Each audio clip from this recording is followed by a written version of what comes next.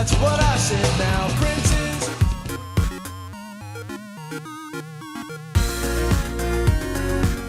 Hey guys, Ash here, coming at you today with my main account in Clash Royale. I wanted to highlight a deck that I've been using and having success with, and as the case with many decks that I find, it was actually a deck that I lost to. I'm sure you guys have been in the same boat. You have a deck that you've been playing for quite a while, and then someone just totally tears you apart, and then you try out their deck. I don't know how many times I've copied an opponent's deck, sometimes for success, sometimes without success, but either way, this guy here beat me, Mood 46, and it was actually a really cool deck that he was using with both of the princes, and it's just such a fast-moving deck that I thought I'd bring it to you guys because I'm absolutely loving this deck. So I'm going to go ahead and show a few replays, including the loss by yours truly to this guy, and then we'll go ahead and play a live match. It's kind of the form I'm taking when I highlight these decks. We kind of show off a couple highlights, and then we do a live match together. So that's going to be the format of today's episode as well, and we'll see what my thought process was here. So I'm going to get inside my mind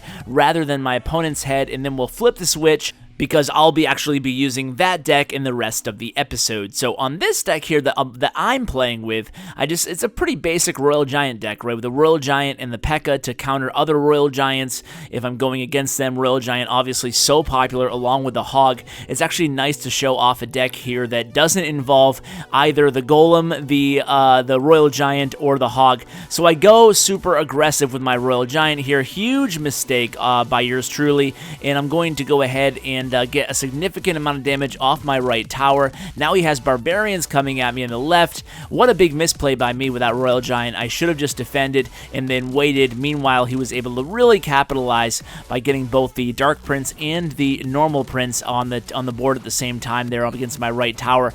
It's really hard to stop the Dark Prince and the Prince together. Obviously, that's not new to anybody, but the reason it's so difficult to stop is because obviously the splash damage by the Dark Prince makes it really difficult to defend against because I can't use Goblins, I can't use Barbarians. Obviously, you can use Barbarians in a pinch, but they do a decent amount of damage to Barbarians. A Dark Prince can almost take out Barbarians. So I tried to play defense there, didn't have any options. So I tried to play defense with a Royal Giant there, turning it into something offensively, and it kind of works, but he's able to stop me with some Barbarians of his own. He goes ahead and uses arrows, really quickly takes down my Royal Giant, and I'm not able to capitalize on that counter push there. I really screwed up by putting my Royal Giant a little bit too far back there, and I lost that right tower, but it's not really going to matter. He has a defensive answer to everything I'm trying to do. That's the cool thing about his deck there, and I mean, as with any deck, if you're going to play the Elixir Collector, you need to play the Elixir Collector, and that's a mistake that I made in this deck that I'm playing right now, is that if you have the Elixir Collector and you have it up before you get at a disadvantage, before they take down one of your towers, you have to use it, right? So especially if you're either in the lead or if it's a tie game, you always want to play your Elixir Collector before you go on a big offensive push. So you can see here he was able to beat me very handily there.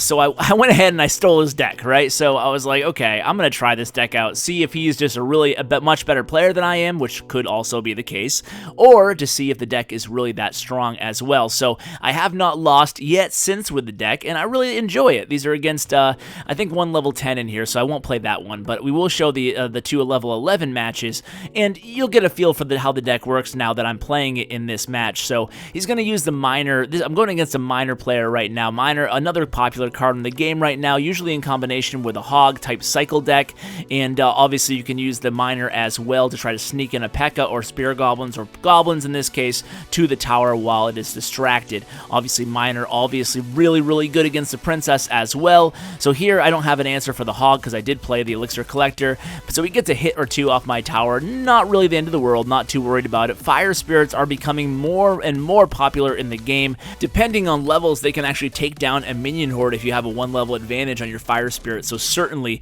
a very viable troop. Now this guy has a very good usage of the Zap spell there, able to stop my Prince on his charge. So at this point I'm just going to reload. I probably should have played the second Elixir Collector at this point, but instead I think he comes at me with a Miner right now. He does, so he has it selected distracted, places the miner on the board to take out my princess, so then I'm kind of forced to go away from the Elixir Collector and try to mount a defense. So I know he's playing a lot of cards here. He plays the miner, he plays the minions, and then he plays the fire spirits here, all one after another, so I know he's going to be low on elixir, and this is where I make my big push here. He uses the zap spell, but he's not going to have enough to stop this little onslaught here. Now, I make a mistake here, and I think I make this mistake a few times throughout these first few matches, and I place my prince before my dark prince.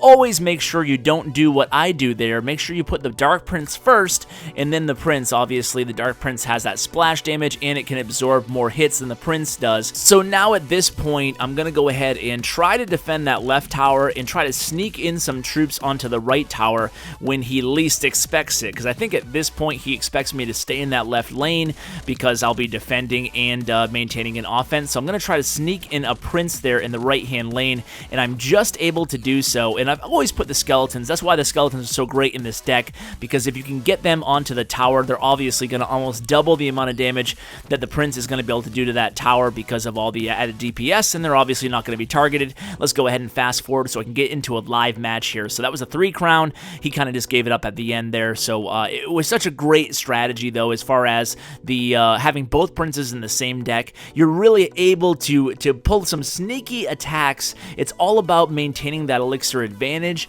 and then when you know that the defender, or your opponent I should say, has expended too much in terms of elixir, that's when you can sneak in 1 if not 2 of those princes. So it's all about defending well with your other cards and then trying to sneak in a prince and a dark prince on the other tower, or on the tower depending on what the situation is. So again here I'm going to go ahead and make sure I play my Elixir Collector nice and early. Now I'm going to go ahead and I have to play something here. So I'm going to play a prince way back in the back of my tower here. He's going to use the poison hog combo. It seems like everybody's using poison lately, and for good reason. Poison is really powerful, especially when you're going to use it against a tower, an Elixir Collector, and whatever troops I drop for defense.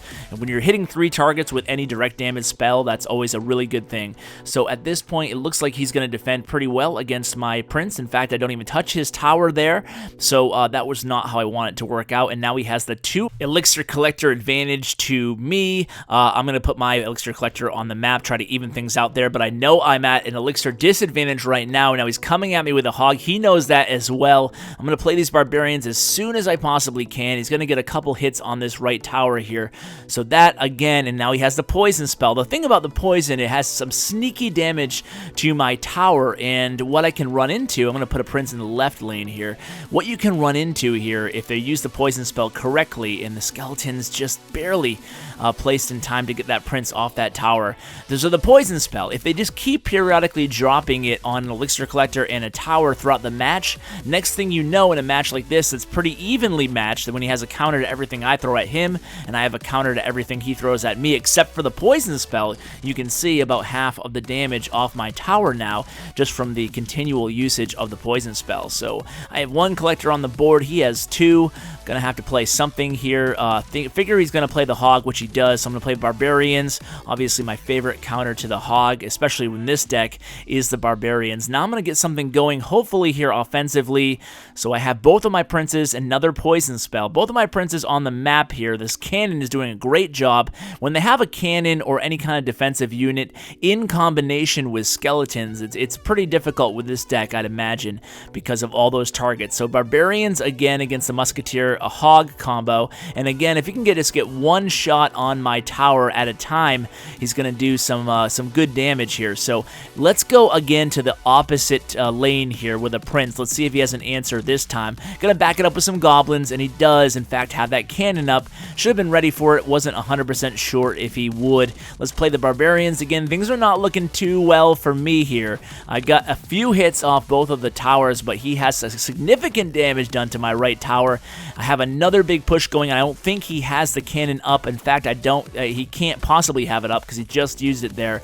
He might have cycled enough now with these skeletons on the map to get that cannon up on the board, but he has enough answers. I mean, my troops are just clogged down. I do have the Elixir Collector up on the map, and he does not, so I'm going to keep spamming troops in the meantime. He uses a poison spell, which it might have been ill-advised there if I can drop a prince quickly. So now I have 3 goblins onto the tower. I have now a Dark Prince. I need arrows. I'm getting close, guys. I'm getting close. There it is. Boom. Wow. That was an intense match. Jeez. I thought he had me there with that poison. That's what I talked about. The poison can just totally bleed out a tower, but I pulled it off at the very end there. So, guys, we're going to go ahead and end the episode there. Thank you so much for watching. If you have any deck suggestions you want me to try out, just let me know in the comments below. I'd love to bring some of those to you guys. Thank you so much for watching. I really appreciate it. And as always, take care, guys.